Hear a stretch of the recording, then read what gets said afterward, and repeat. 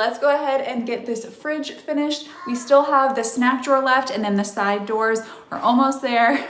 In my last video, we took this Hot Mess Express and we turned it into this, which looks just so much better, clean and organized. And I do want to be realistic about this process. This portion just right here in the main part of the fridge took me about 2.5 hours to pull everything out, give it a good scrub, and to organize, decant things. Not all the time, but I do think a lot of the times you're just seeing the finished product on TikTok, or you're seeing the overly romanticized version of cleaning your house. But real cleaning takes time and effort and energy. So just don't be discouraged when it looks so beautiful online. Like, the real process is what it is. Anyway, so we're going to be tackling those side doors today. And then here is a snack drawer, which isn't terrible, but still is going to take just a little bit of time to organize. But first, we've got to get all of these door inserts out and get those washed up.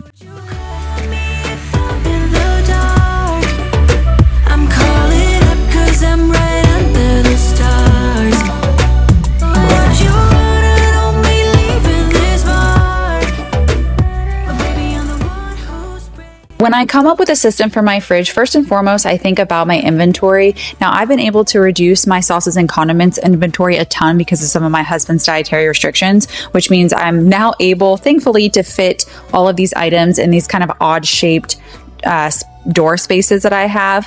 However, previously they have been on a Lazy Susan in the main area of my fridge, but because my fridge is counter depth, that is vital space for me. So if at all possible, I definitely wanted to get them out of there. Alternatively, it's getting late, guys. Alternatively, I'd also had them in my snack drawer. And if you're going to do that, just make sure the lids are on real tight. But actually that worked really well for us for a long time. Too much of emotions. Sometimes I'm the lighting. Don't wanna pick a fight with. Onto the snack drawer. Now, I do prefer using my snack drawer as an actual snack drawer. This is the kids drawer, so I just fill this up with healthy items that they are allowed to access whenever they want. We have 3 kiddos, and so this thing dwindles rather quickly. So I have to keep this stocked on a pretty regular basis, but I hadn't done that in a good little bit. So now we're just going to work on getting that nice and organized for them. So in regards to what I was discussing earlier about the overly romanticized or aesthetically pleasing home organizational and cleaning videos, I think that those videos can be incredibly motivating. I know for me, sometimes they are, because I know that the feeling that I have watching them is going to be the same feeling that I have after I finish my project. But I also do know the reality that there is hard work involved in accomplishing the end result that you see online. And I think for those videos, for me, it's like getting me motivated to get up and do it.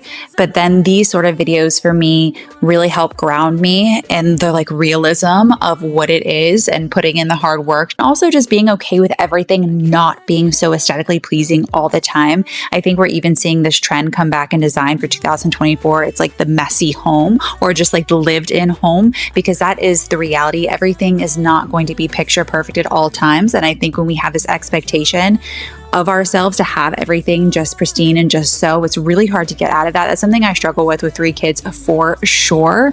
But I literally know that there's absolutely no possible way that my home can maintain order at all times. So for me, the goal is to try to create as much order out of the chaos so that my family functions the best it possibly can, not because everything needs to look a certain way all the time, if that makes sense.